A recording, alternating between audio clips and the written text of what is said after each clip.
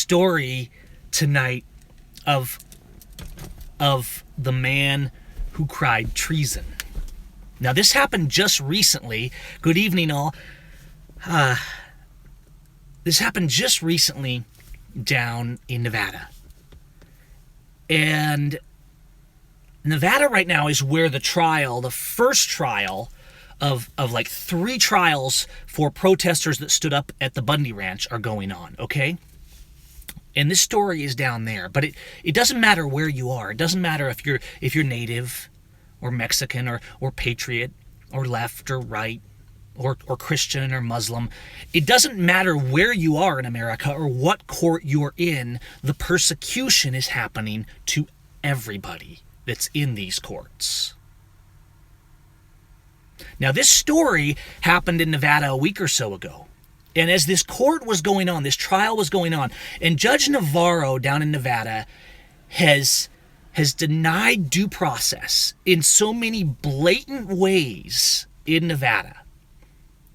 Judge Navarro has denied them their witnesses. The defense was not allowed to have their witnesses, even witnesses that were there.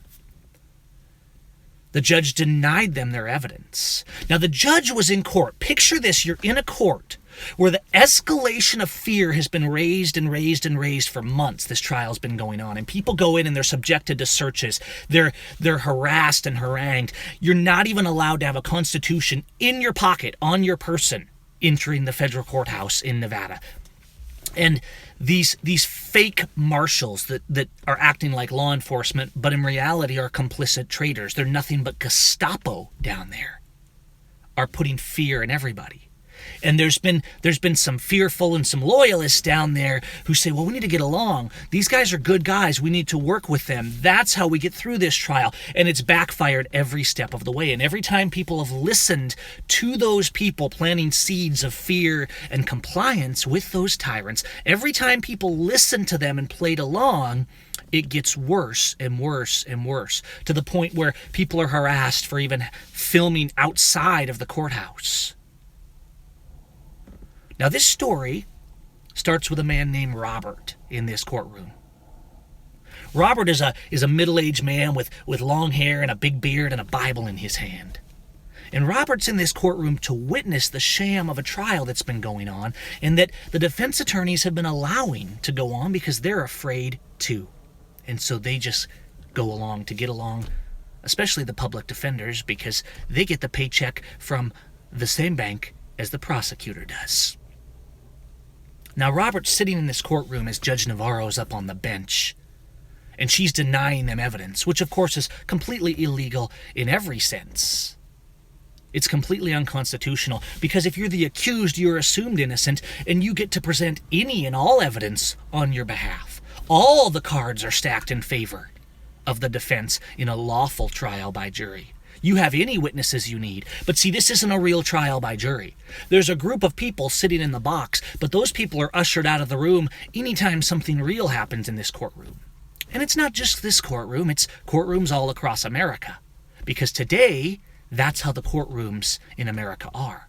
And every judge is complicit, and every officer is complicit. And those who stand up cease to be officers. Now, picture yourself in this courtroom where people are thrown out of this courtroom for so much as smiling or being supportive, where they've been harassed for months, and the more that they comply and listen to those telling them to comply, the harder it gets. And as this judge is denying the evidence, Robert stands up. He stands up in the middle of that courtroom and holds up a Bible, and he says, "Treason, treason, treason."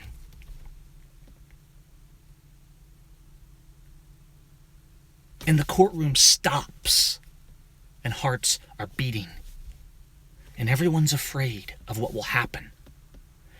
And Robert turns and he's walking out of the courtroom because he knows he's going to be thrown out.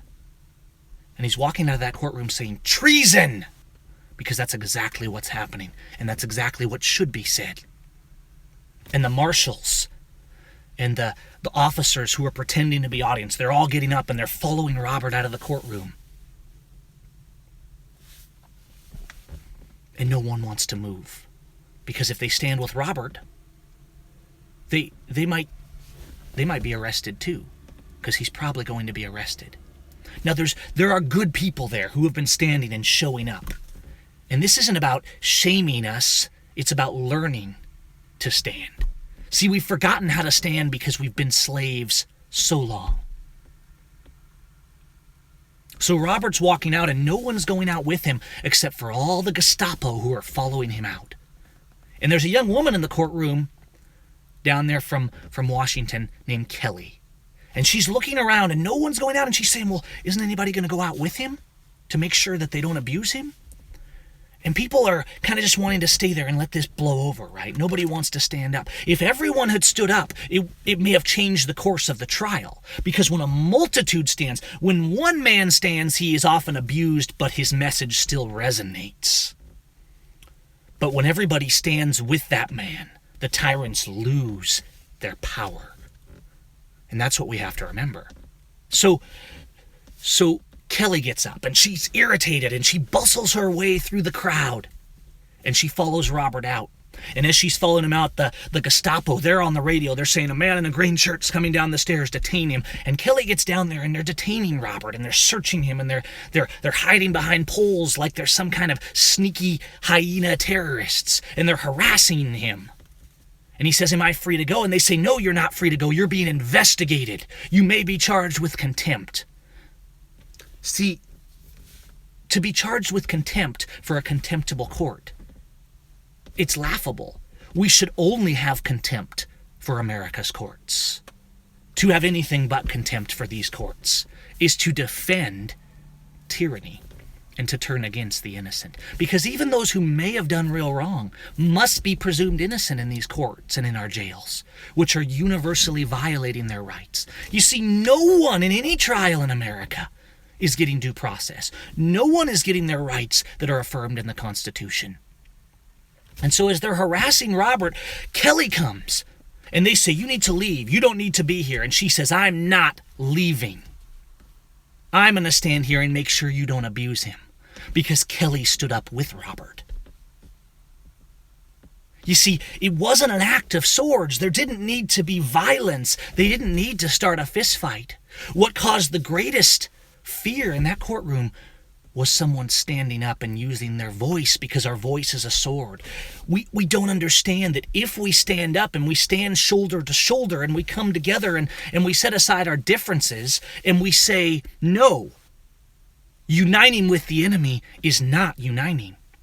Uniting against evil with each other and loving our neighbor, that's uniting. And to love even the enemy, to love our neighbor, we have to be willing to stand up to them and say, you are wicked, you are evil, and I will stand against you.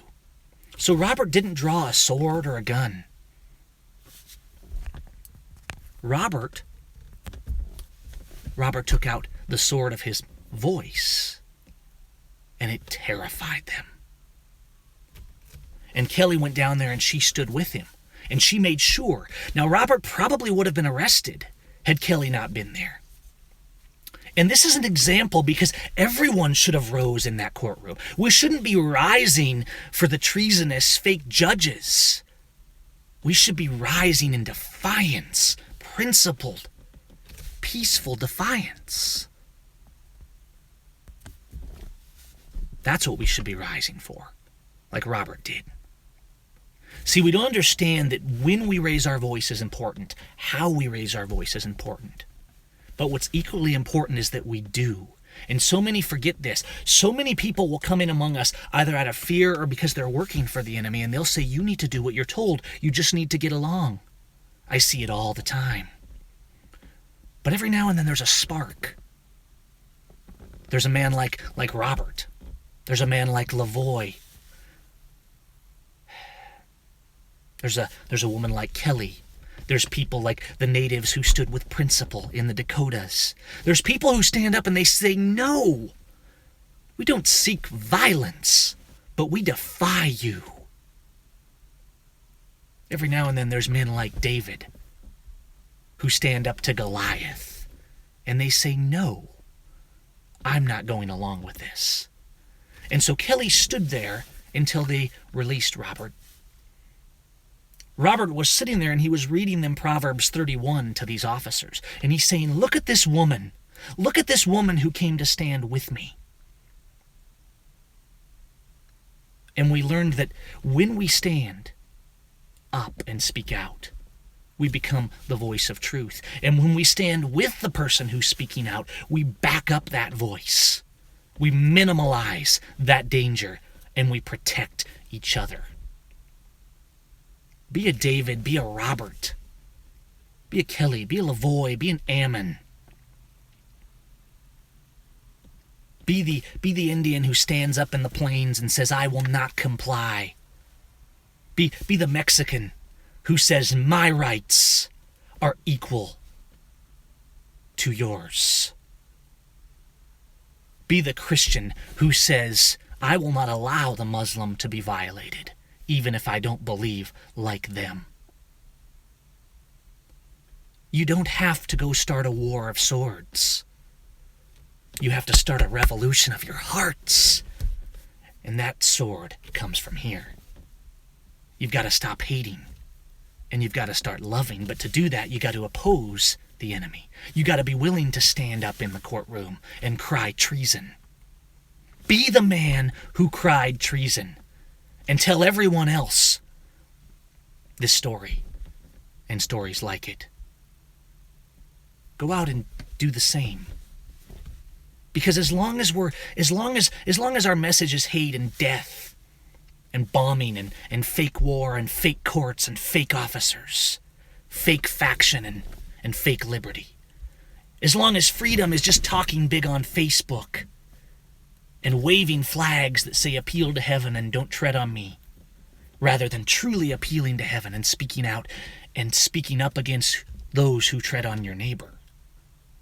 Until we do that, we'll always be slaves.